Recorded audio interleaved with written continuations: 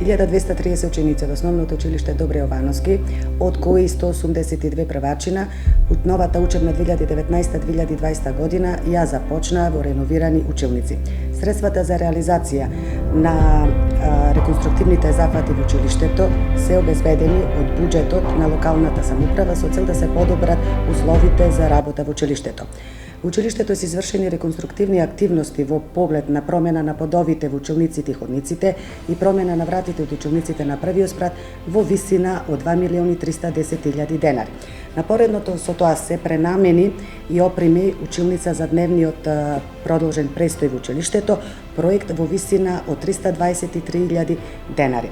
Целта на дневниот престој е да им се излезе во пресрет на родителите за да ги згрижат своите деца во моментите додека се на своите работни места. Дневниот престој ќе работи од 8 до 16 часот и може да го користат учениците од двете смени.